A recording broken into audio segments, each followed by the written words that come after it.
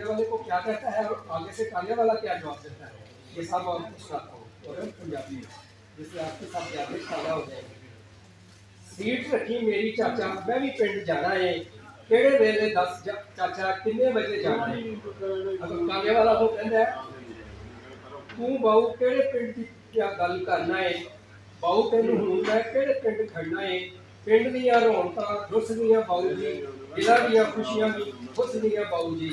शामों पिछे घरों बाहर कोई नहीं दिसदा, शामों पिछे घरों बाहर कोई नहीं दिसदा, हुण सका वीर जिने वीर उत्ते विसदा। जस्सी लैन जाते सन तो मक्खन नाल दे दिंदे सन, बोलते सन हस के ते प्यार नाल कहंदे सन। बाऊ जी छिपी भी नहीं पावा ते हुण पांदे, शामों पिछे खुले खावे मंजी भी नहीं डांदे। पिंड साडे बाऊ हुण मेला भी नहीं लगदा, पिंड साडे बाऊ हुण मेला भी नहीं लगदा। जंज आउणी होवे कोई केला भी नहीं लगदा। वो केला के ऊपर वेलकम करने के लिए ना पार्ट के बाद वो जब छठियां नहीं होते थे छठियां में जानी होती थी रात, वो बुलाते थे केला, वो खूबसूरती के लिए एंटरटेनमेंट करने के लिए। पिंड साडे बाऊ हुण मेला भी नहीं लगदा, जंज आउणी होवे कोई केला भी नहीं लगदा। जंज भाण लई उत्थे शादी हाल बन गए ने, सोहणे सोहणे हाल उत्थे नाल नाल बन गए ने ते चौधरी ने पिंड विचों बोड़ वड्ड छड़ी है।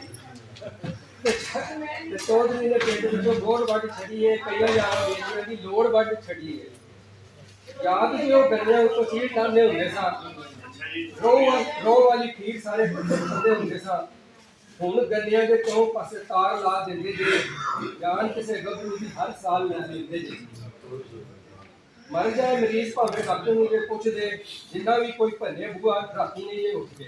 पहले होता था अगर घर में कोई बीमार हो जाता था ना ज़्यादा सीरियस, तो डॉक्टर के घर से डॉक्टर को उसको बुला के ले आते थे, उसका बैग पकड़ना घर लेके आना, मरीज चेक करा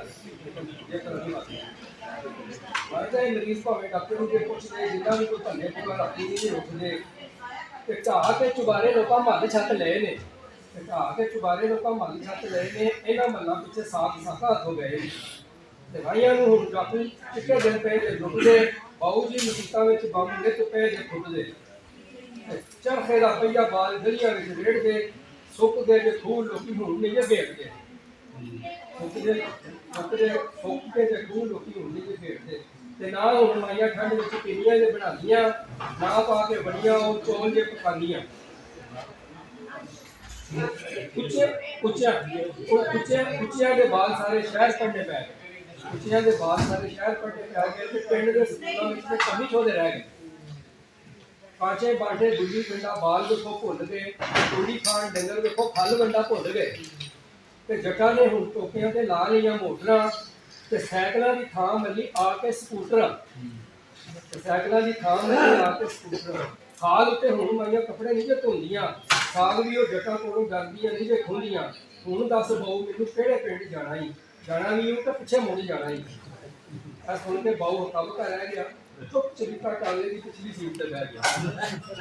मेरा आप सबको पुराना ज़माना याद आ गया होगा और आप भी हो गए होंगे। तो यही मेरा मकसद था कि आपको तमाम किस्म की सोचों से निकाल कर असीम के आपकी माहौल में पहुँचाया जाए।